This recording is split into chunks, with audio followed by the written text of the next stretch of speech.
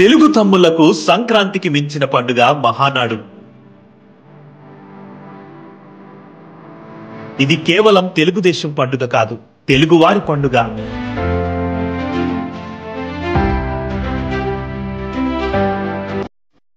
ఏడాదికోసారి వచ్చే సంక్రాంతి వేడుకలను 3 రోజుల పాటు అత్యంత ఘనంగా ఎలా నిర్వహించుకుంటామో అన్నగారు స్వర్గీయ నందమూరి తారక రామారావు గారి జన్మదినాన్ని పురస్కరించుకొని మహానాడు వేడుకను అంత ఘనంగా జరుపుకుంటారు తెలుగువారు.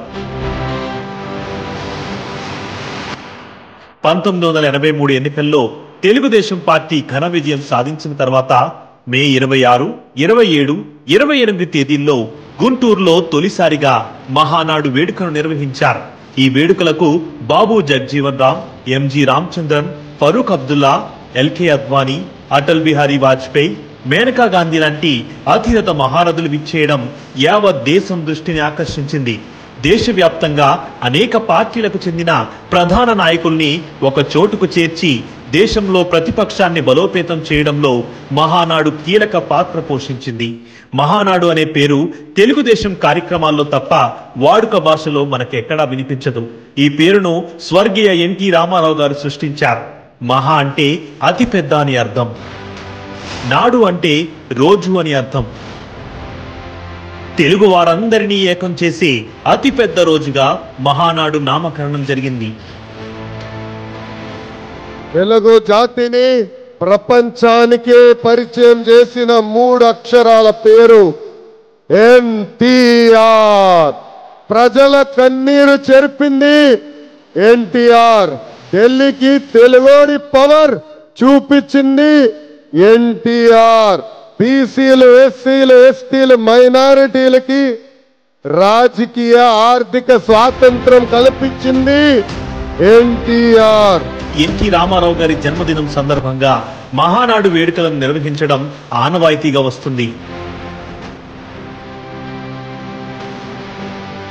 తెలుగుదేశం పార్టీ జాతీయ అధ్యక్షులు నారా చంద్రబాబు నాయుడు గారి సారథ్యంలో మహానాడు వేడుకలు రాష్ట్రంలో ఒక్కోసారి ఒక్కో ప్రాంతంలో నిర్వహిస్తూ ఈ వేడుకల్లో తెలుగు ప్రజలందరినీ భాగస్వాములను చేస్తున్నారు. తెలుగు వారి ఆత్మ గౌరవాన్ని ప్రపంచానికి చాటి చెప్పిన ఏకైక నాయకుడు నందమూరి తారక రామారావు గారు. అలాంటి మహానాయకుడికి వారసులం మనందరం. ఆ వారసత్వాన్ని భావితరాలకు అందించే బాధ్యత మనందరిపైన ఉందని చెప్పి కూడా నేను మీకు తెలియజేస్తున్నా. ముఖ్యంగా ఈ వేడుకలో భోజనాలకు ఒక ప్రత్యేక స్థానం ఉంటుంది. 1 కాదు, 2 కాదు, అనేక నోరూరించే రుచులు, పసందైన వంటకాలు ప్రత్యేక ఆకర్షణగా నిలుస్తాయి.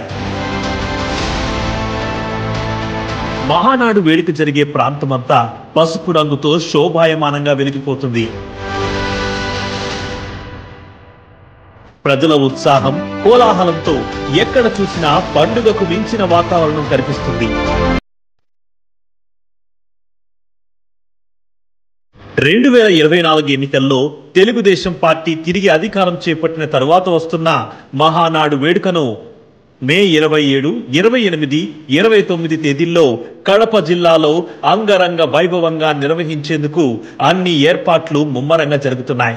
మహానాడు అంటే కేవలం అన్నగారి జన్మదినం మాత్రమే కాదు, 5 కోట్ల మంది ఆంధ్రుల ఆత్మగౌరవం, ప్రపంచం మొత్తం తిరిగి చూసే గొప్ప వైభవం.